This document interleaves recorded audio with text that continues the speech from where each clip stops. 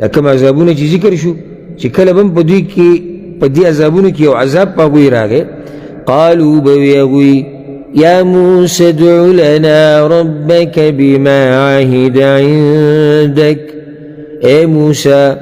اغواړه موږ لره د رب خپلنا په سبب د هغې چې وعدې کړي د تا سره ته خو د الله خاص سړی او ته دا وایې چې الله ما سره خبرې کړي دي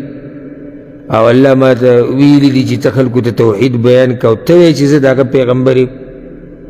نو ته ورته ووایه لئن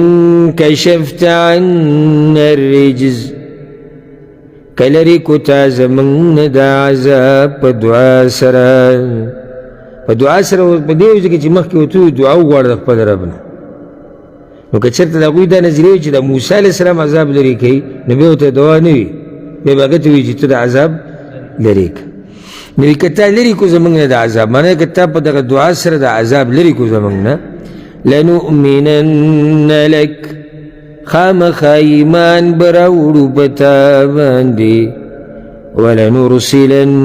معك بني إسرائيل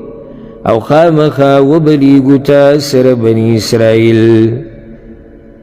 دا بدوی پا هر پیر دا چلکو اللہ وی فلما کشفنا عنهم الرجز نو هر کلچ بلرکو منگ دا غوین عذاب الى اجل هم بالغو تراغی نیٹی پوری چا غوی برسیدن کیو آگیتا یعنی یو وقت پوری دا معنی ده الله ما به تلرکو عذاب یو وخت پوری یو نیټې پوری څه چل به وشو اذا هم ينكثون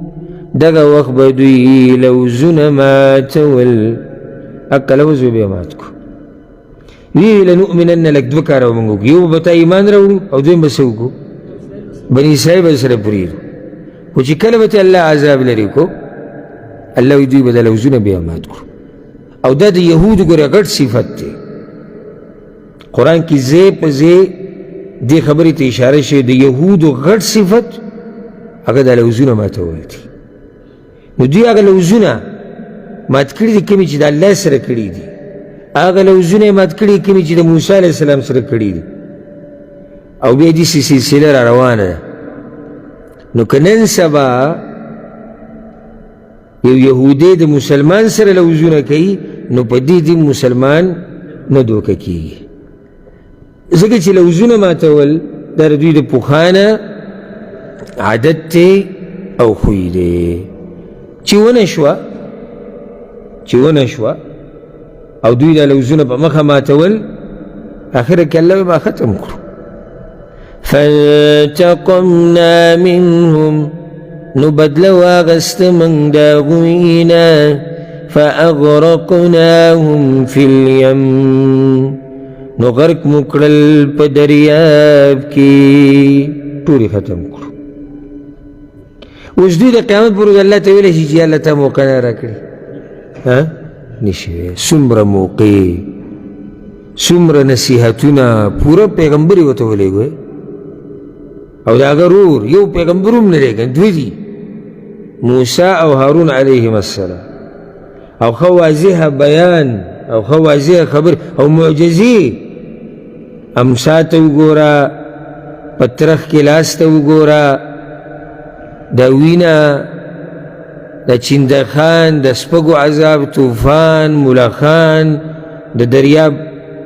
په منځ باندې بلیدل دا ټولې نښې دي که نه دا ټولې معجزې دي خو دوی ایمان نه دی راوړی دوی ایمان بیا هم نه دی راوړی نو چې کله ایمان بیا هم را نه وړو بیا پې دغه عذاب هغه راغی خو دلته الله مکمل ختم کړو دلته ولې موقع نه ده ورکړې چې دوی بیا راشي او موسی علیه السلام ته ووایي چې ته زموږ دپاره دعا وغواړه ته دا موقع نشته ټول یې ختم کړو او الله چا سره ظلم نه کوي وجه هم ذکر کړه بأنهم كذبوا بآياتنا په دې وجه چې هغوی دروغجن ګڼلي وو آیتونه زموږ وكانوا عنها غافلين او اغوی داغین بے پروا. دا اللہ دا ایتون بے پروا کېدل دا کافرانو صفت دی او دا بی دین خلقو صفت دی. چرت بم دا اللہ دا کلام نا غافل کی دا اللہ دا دین نا کار سا دا بانی راشی کہ دیسی غریبی دا بانی راشی کنی چی سوال کے بلارو کی گرزی خود دین بنا پریدی.